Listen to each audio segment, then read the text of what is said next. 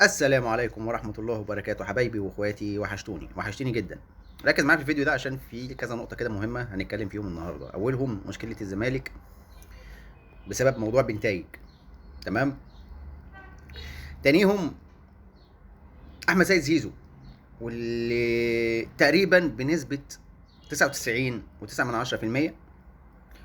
ومش عايز أقول لك مثلا إن هي كمان 100% كمان، بس أنا بقى إيه بحاول إن أنا إيه أسيب حاجة كده في النص كده، اللي هو إن أنا إيه يمكن يحصل فيه تغييرات. وهنتكلم في حسين الشحات والعقد بتاعه اللي جاي من ناحيه العين الاماراتي.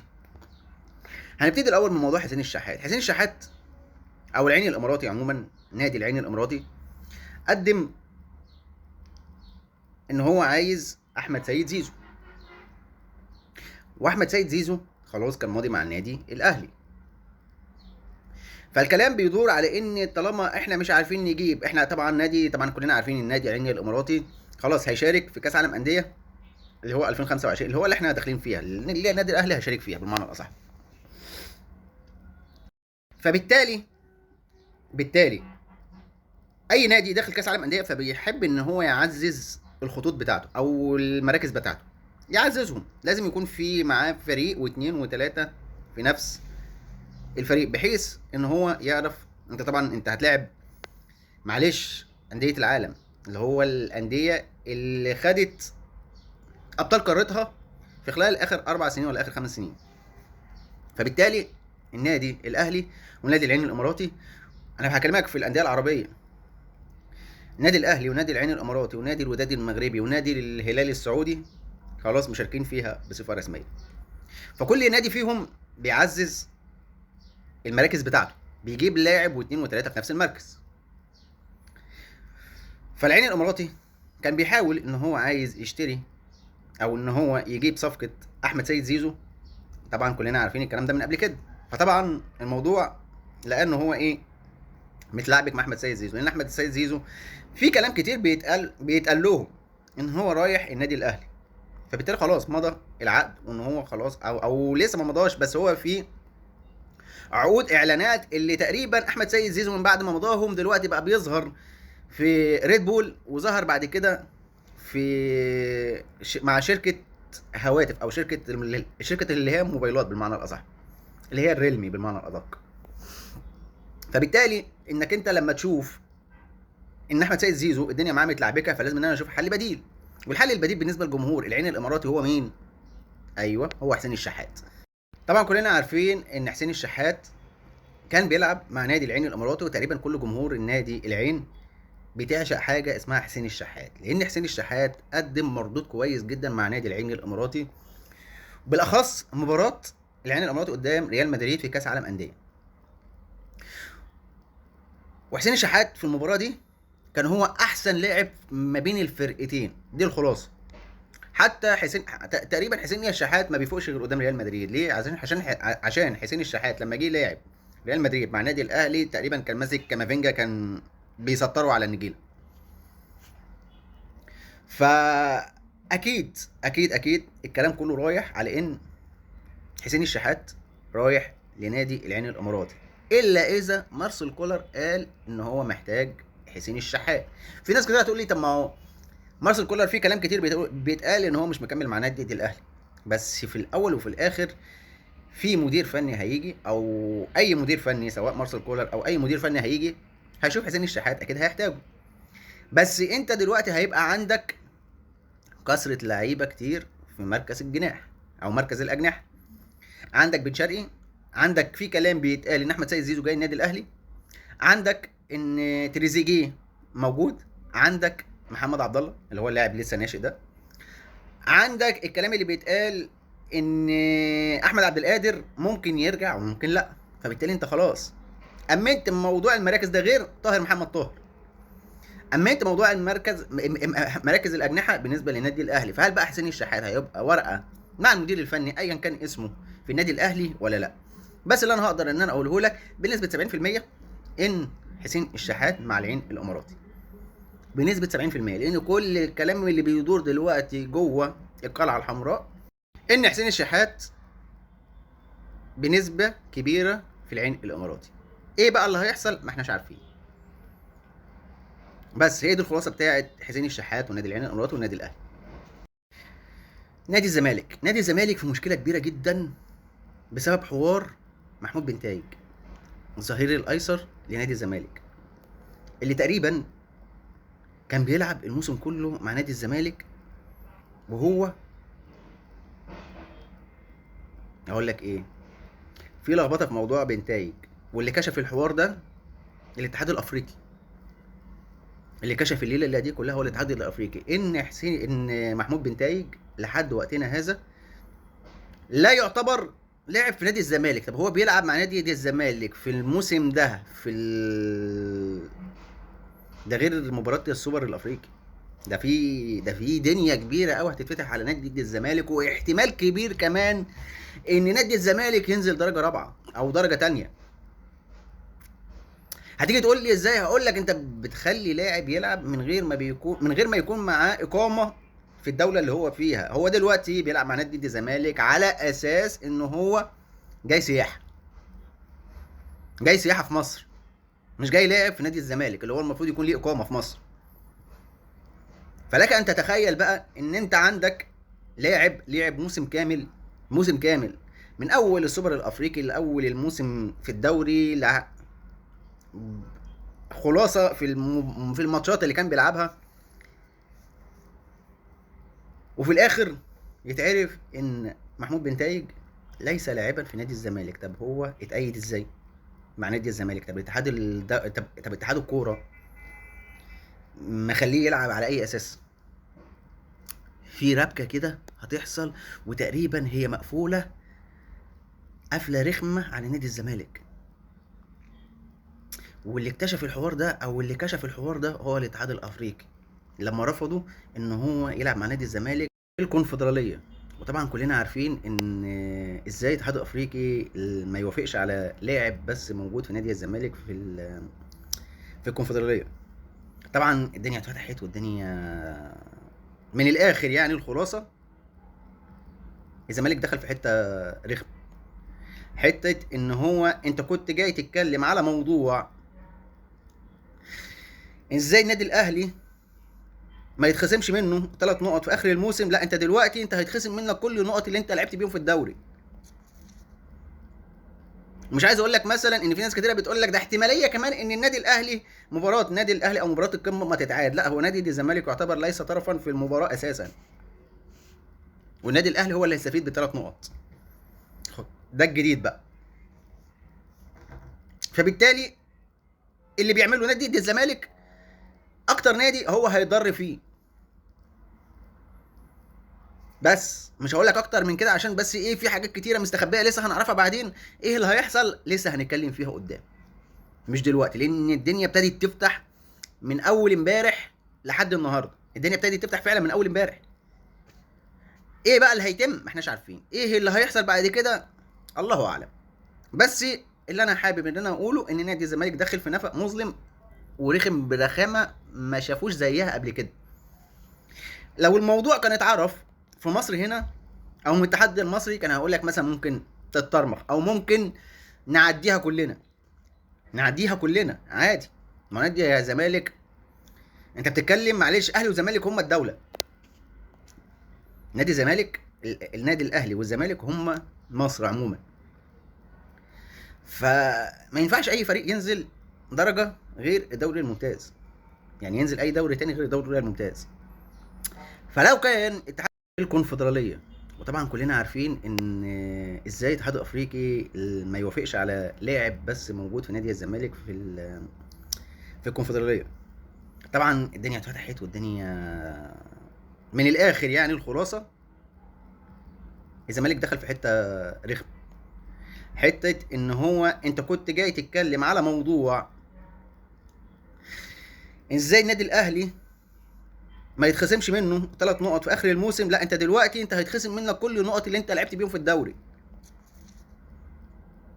مش عايز اقول لك مثلا ان في ناس كتيره بتقول لك ده احتماليه كمان ان النادي الاهلي مباراه النادي الاهلي او مباراه القمه ما تتعاد. لا، هو نادي الزمالك يعتبر ليس طرفا في المباراه اساسا، والنادي الاهلي هو اللي هيستفيد ب3 نقط.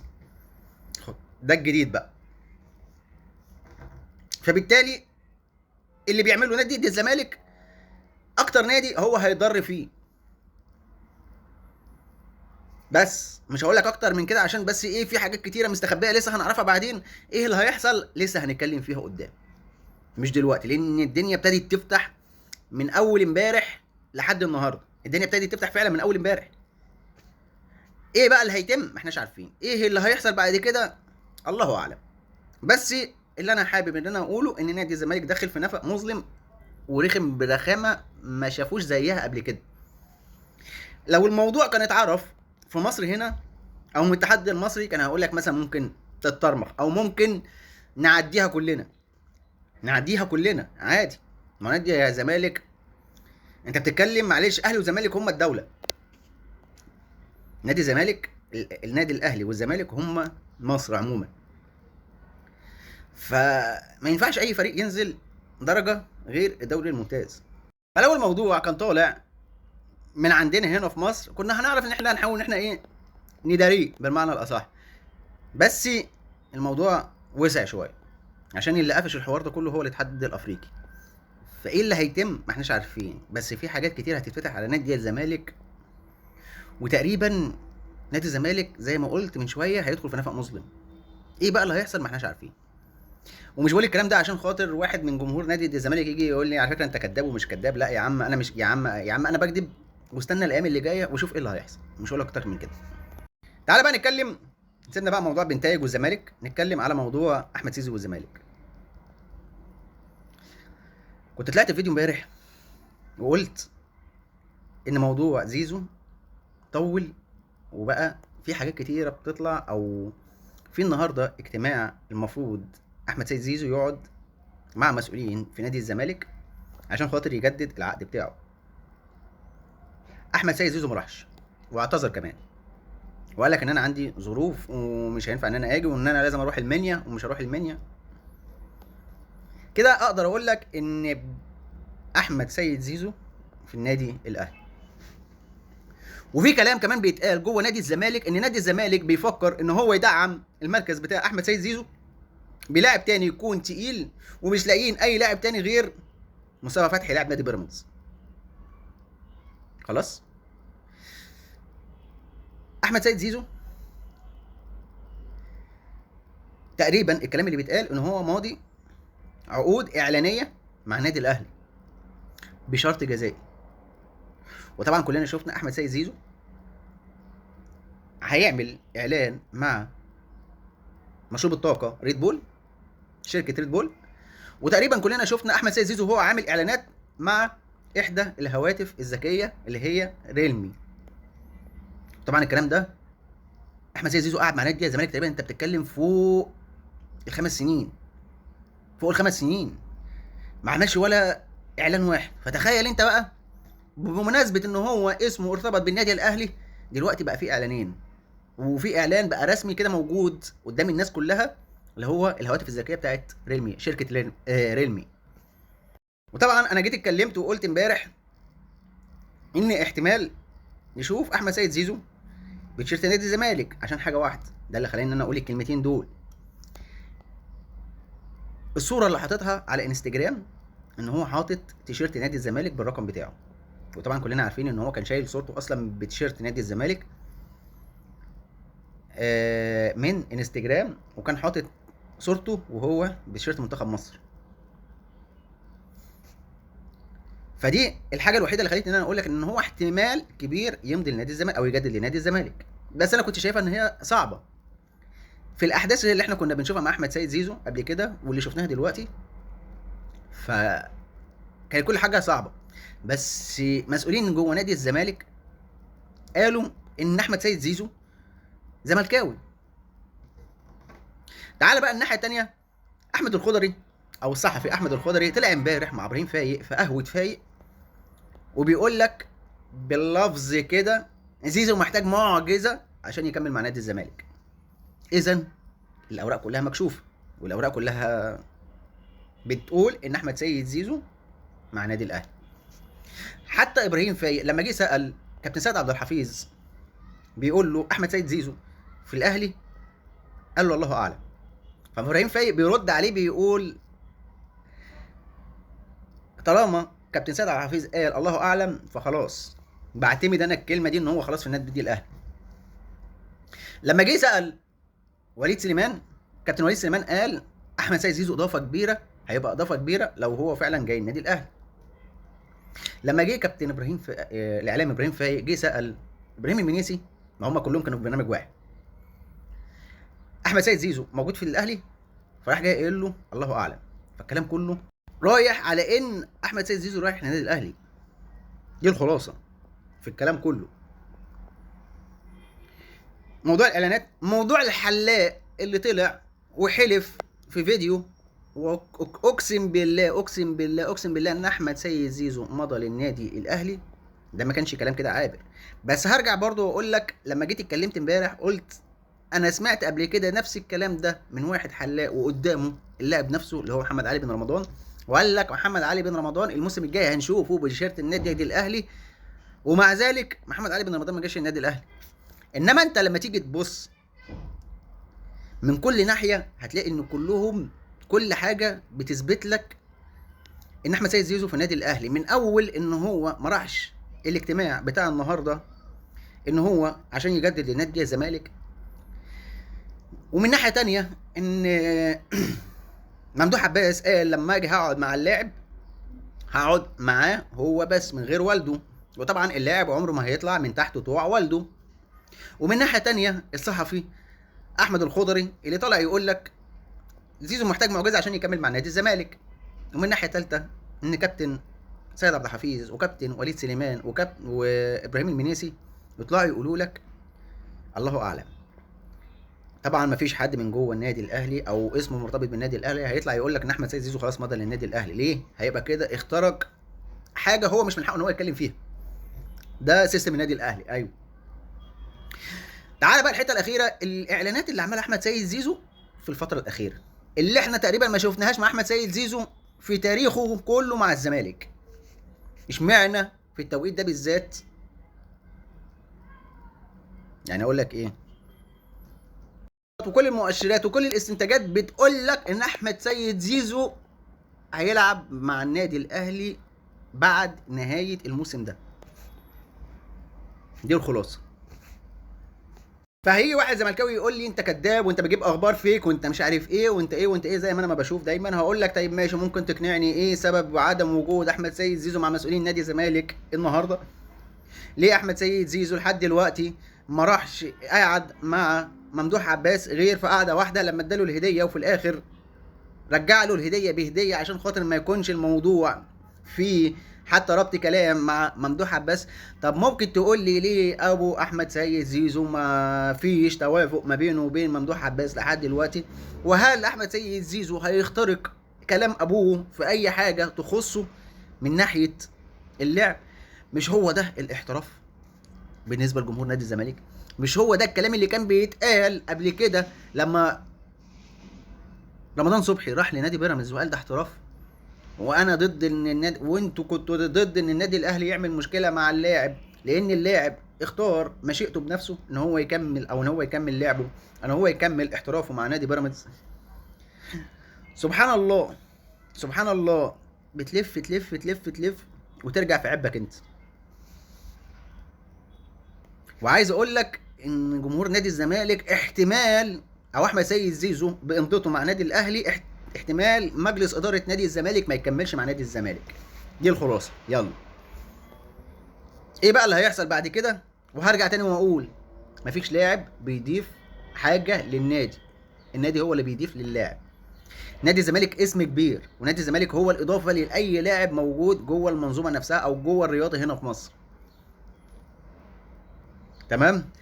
الغلط ان يطلع مسؤولين يتكلموا ان اللاعب مكمل مع النادي الاهلي. يعني انت عندك مثلا رمضان صبحي لما جه فكر ان هو يروح نادي بيراميدز، اتقال له ساعه واحده وتكون فكرت وتكون قلت لنا ردك ايه. الحاجه الغريبه بقى بالنسبه لنادي الزمالك ان انت تقعد سنه كامله مستني رد لاعب ان هو هيجدد في نادي الزمالك ولا لا. ده غير ان جمهور نادي الزمالك يطلع يقول لك ان احنا عندنا استعداد نتنازل عن مرتبنا عشان خاطر زيزو يكمل. ده عمر ما كان اسلوب نادي الزمالك. وده عمر ما كان حاجه تثبت ان نادي الزمالك، يعني اللي بيعمله جمهور نادي الزمالك واللي بيعمله مجلس اداره نادي الزمالك بيثبت ان نادي الزمالك صغير واسم نادي الزمالك كبير. ما يستاهلش اللي انتوا بتعملوه ده كله عشان خاطر لعيبه عايزه تسيب نادي الزمالك. دي الخلاصه. طبعا انا قلت الكلام اللي عندي، اللي عايز تتقبله تقبله، مش عايز دي حاجه تخصك. بس انا بقول لك الحقيقه اللي انت مش حابب انك انت تسمعها، او انك انت بتستخبى انك انت تسمعها، بس هي دي الحقيقه. ومش عايز ازود في الكلام اكتر من كده من ناحيه الموضوع ده. وحابب ان انا اقول ان انا دلوقتي وصلت لنهايه الفيديو. طبعا لو عجبك الفيديو ما تنساش تقول لي رايك في الكومنتات، واتمنى من كل جمهور نادي الاهلي اللي بيسمع الفيديو ده يعمل شير للفيديو عشان خاطر الفيديو يوصل لاكبر عدد من جماهير النادي الاهلي. وقبل ما اقفل الفيديو احب ان انا اوصي كل المتابعين كل المتابعين عندي انك انت تصلي على سيدنا محمد عليه افضل الصلاه والسلام، ودايما تكثر من الصلاه على النبي، لانها افاده كبيره جدا في حياتك وفي اخرتك، في الدنيا وفي الاخره. طبعا انا مش ينفع ان انا اقول الكلام ده لانك انت المفروض انت تكون فاهمه، بس انا فعلا مع كل بوست لما بنزل ما تنسوش تصلوا على سيدنا محمد، انا بحس ان انا مبسوط. واي حد بيبعت كومنت انا مش طالبه منك انك انت تكتبه لي كده انك انت عليه افضل الصلاه والسلام عشان تيجي تقول لي انك انت بتكسب كومنتات او بتكسب تفاعل في البوست بتاعك. لا، قلت ما قلتش، انا يكفي عندي انك انت هتقولها في سرك، هكون انا كده خدت ثواب من عندك. يعني انت خدت الثواب وانا خدت ثواب منك. ودلوقتي اقدر اقول لك سلام.